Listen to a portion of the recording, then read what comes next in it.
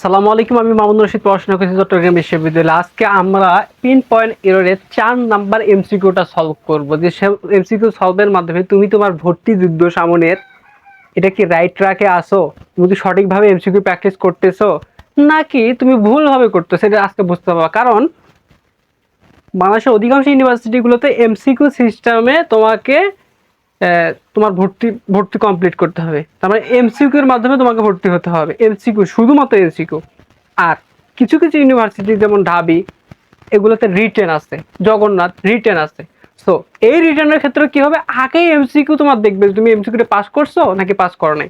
MCQ যদি pass করো তাহলে তোমাকে রিটেন খাতা দেখবে, আর যদি এমসিকিউ পাস না করো তাহলে তোমার রিটেন খাতাও দেখবে না। So MCQ is very important things that you কি করতে পারবা, মানে তোমাকে যেটা ভালোভাবে শিখতে হবে। ওকে, সো এখানে আমরা একটা এমসিকিউ সলভ করবো, যেখানে আছে a large number of automobile part আর নাও কি আছে made of plastic instead of still.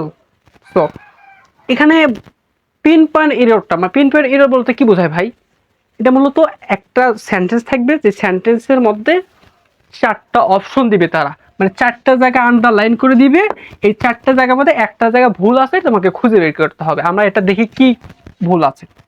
আচ্ছা, এ large number of, A large number of, এটা তো ভুল না, এটা একটা ফ্রেজ, ঠিক আছে, এখানে ভুলের কিছু না। A large number of, the large number of, তারপরে দ্য অ্যামাউন্ট অফ, এগুলো আমরা জানি ফ্রেজ, এগুলোর কাজ আছে আমরা দেখি, এটা তো এখানে ভুলের কিছু নেই। সো এক নাম্বারটা এটা কি রাইট। 2 নাম্বার বলতে এখানে ভুল আছে, কি ভুল আছে পরে আসতেছি, পরেরটাতে আসে। আচ্ছা, আর নাও মেড অফ, এখানে কি ভুল আছে কিনা এটা বলছে, মেড অফ না, এখানে ভুল নাই, কারণ প্লাস্টিক ইনস্টেড অফ কি এখানে আছে স্টিল, ইনস্টেড অফ তো ভুল হবে না, আমরা জানি এটা কি অ্যাপ্রোপ্রিয়েট প্রিপোজিশন, ইনস্টেড অফ, ঠিক আছে, এটা ভুল নাই। সো আবার মেড অফ, মেড অফ ভুল হবে না, কারণ মেড অফটা একটা, হ্যাঁ একটা জিনিস মনে পড়ে গেল, এখানে মেড অফ আর মেড ফ্রম এই দুটো জিনিস মূলত কি জিনিস। আচ্ছা, এটা কি বললাম যে মেড অফ, মেড অফ, আরেকটা কি আছে ভাই, made from, made made from. Okay, made of আর মেড ফ্রম। আচ্ছা, তুমি যদি কোনো একটা থিংস থেকে বা কোনো একটা জিনিস থেকে আরেকটা জিনিস তৈরি করো, সাপোজ ধরো যে এই যে কালো কলমটা থেকে যদি এই কলমটা তৈরি করো, তো এই কলমটা দেখে যদি এই কলমটাকে চেনা যায় যে এটা দেখে এটা চিনতেছি, তাহলে এটা হবে মেড অফ। আর যদি দেখে না চেনা যায় তাহলে হবে মেড ফ্রম। একটা উদাহরণ দেখে নেই, সাপোজ কি উদাহরণ দেওয়া যায়, কি আচ্ছা আমরা লিখলাম যে টেবল, টেবল, আচ্ছা table is made of wood, বোঝাইতে পারছি। আরেকটা জিনিস হলো সাপোজ পেপার, হ্যাঁ paper is made from wood. আচ্ছা, এখানে দিলাম মেড অফ, এখানে দিলাম made from, made of made from, কেন ভাই?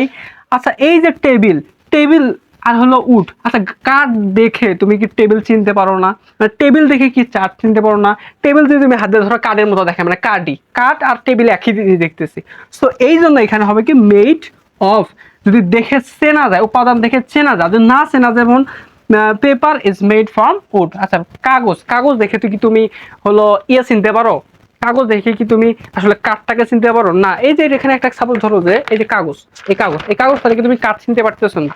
সো যেহেতু আমি চিনতে পারতেছি না, সো এখানে হবে মেড ফ্রম, ঠিক আছে, অথবা তুমি মেড ফ্রম ব্যাম্বো, কাঠ থেকেও বাঁশ থেকেও কিন্তু তৈরি হয়, হ্যাঁ এই যে কি বলে পেপার। সো এটাই ছিল যে মেড অফ আর মেড ফ্রম, এখানে মেড অফ হয়েছে এবং কি প্লাস্টিক দেখে স্টিল চেনা যাচ্ছে এই জন্য, ঠিক আছে। আচ্ছা, এই জিনিসটা আমরা শিখলাম, তার মানে এই জায়গাটা তো কি নাই, ভুল নাই, মানে এইভাবে তোমাকে ডিপলি শিখতে হবে, পরীক্ষা হলে যা অত চিন্তা করার সময় দেখবা আনসার করবা। সো এটা তো আমরা দেখলাম রাইট আছে, এটাও দেখলাম রাইট আছে, এটাও দেখলাম রাইট আছে। সমস্যাটা এই জায়গায়, কেন এই জায়গায় সমস্যা ভাই আমি একটু বুঝা দেই, তাহলে তুমি ক্লিয়ার হয়ে যাবা ভাই। এখানে কি আছে, আচ্ছা যদি তুমি কোথাও দেখো, যদি তুমি কোথাও দেখো a a number, a a number of, যদি কোথাও তুমি দেখো the number, the number of, যদি তুমি দেখো যে the amount of, the amount of, তাহলে এগুলো যদি দেখো কোথাও যে the number of, the a number of, তারপর দ্য অ্যামাউন্ট অফ, এরপরে কি হবে ভাই, এরপরে যখন যে নাউন অথবা প্রোনাউনটা হবে, নাউন অথবা প্রোনাউন, এটা অবশ্যই অবশ্যই অবশ্যই কি প্লুরাল হতে হবে। এরপরে যে নাউন অথবা প্রোনাউনটা হবে অবশ্যই প্লুরাল হতে হবে। বুঝাইতে পারছি ভাই?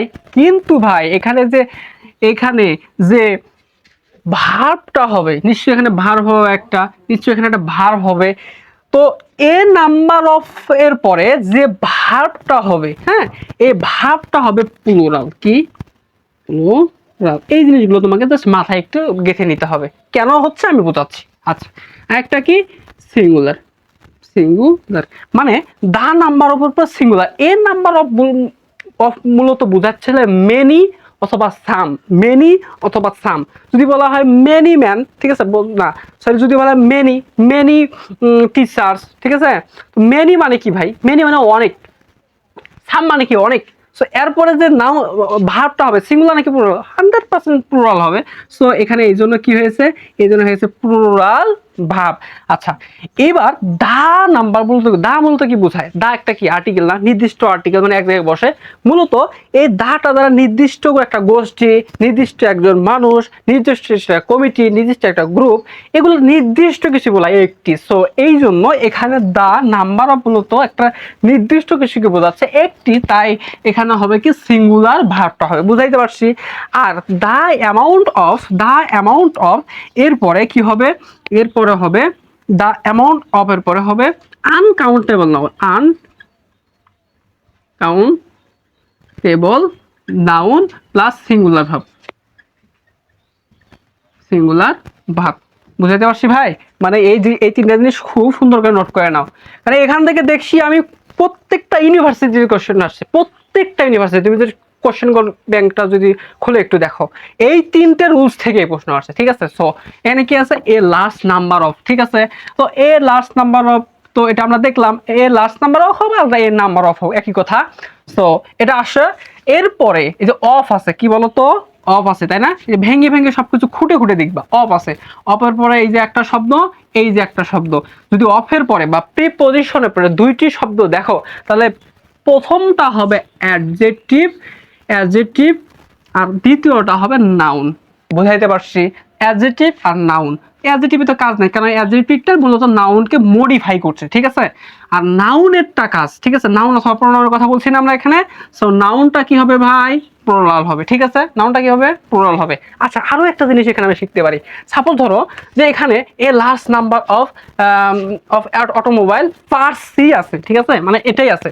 তো তোমাকে আরেকটা জিনিস দিছে, সেটা হলো যে এই যে এখানে আরটা আছে না ভাই, এই আরটা তোমাকে আরটা ইজ দিছে, কি দিছে, ইজ দিয়ে এখানে আন্ডারলাইন করে সাপোজ ধরো এটা ই নাম্বার দিছে, এটা ভুল আছে কিনা, এবার এটাও ভুল, কেননা যে আমরা জানি এ লাস্ট নাম্বার অফ অটোমোবাইল, তারপর হলো এই যে এখানে প্লুরাল নাউন হবে অথবা প্রোনাউন হবে, এরপর যে ভাবটা হবে, ভাবটাও হবে প্লুরাল, ঠিক আছে। সো এখানে কি হবে ভাই, এখানে প্লুরাল কি হবে, আর হবে, ঠিক আছে, আর হবে, ওয়ার হবে, ঠিক আছে। আর যদি এবার আরেকটা জিনিস খেয়াল করো, আরেকটা জিনিস খেয়াল করো ভাই, সাপোজ খালি এখানে একটা জিনিস, এখানে কি ছিল, তো আর ছিল না, আর ছিল না, এবার তো আমরা রাইট করলাম। আচ্ছা, একটা জিনিস, আরেকটা জিনিস এখানে এরা দিছে যে এটা ই নাম্বার, হ্যাঁ, ই নাম্বার। এখানে জাস্ট এই যে এটা তুলে দিছে, এটা তুলে দিছে, দিয়ে এখানে দিছে the, the last number of automobile parts, এখানে ধরো ড্যাশ, বা এখানে দিয়ে দিছে আর দিছে নাও, ইত্যাদি ইত্যাদি। এখানে কি রাইট আছে এবার, না, এবারে এটা কি রং, কেননা এখানে শুরুতে কি আছে ভাই, দা আছে, নির্দিষ্ট কিছুকে বোঝাচ্ছে, একটা গোষ্ঠী, একটা দল, একটা গ্রুপকে বোঝাচ্ছে। সো এখানে আর সিঙ্গুলার প্লুরাল হওয়ার সুযোগে এখানে হবে কি ইজ বা সিঙ্গুলার কিছু হবে। সো এখানে এটা কি এই জায়গাটাতে ভুল আছে, ঠিক আছে। সো এভাবে তুমি যদি ধরে ধরে পড়ো ভাই, প্রত্যেকটা পার্টসকে আলাদা আলাদা করো, খণ্ড বিখণ্ড করো, এখানে ইট ইজ হাই টাইম, ঠিক আছে, এটাই উপযুক্ত সময় তোমার স্টাডি করার। সো তুমি যদি এখন খণ্ড খণ্ড না করতে পারো, পরীক্ষা হলে যা ভাই বিশ্লেষণ করলে হবে না। সো তুমি ভালো থাকো, তোমাদের জন্য শুভকামনা রইল, এবং আমার জন্য দোয়া করো যাতে আমি আরো বেশি রিসার্চ করে তোমাদের কাছে আরো বেশি ভালো করে ডিপলি উপস্থাপন করতে পারি। ভালো থাকো, আসসালামু আলাইকুম।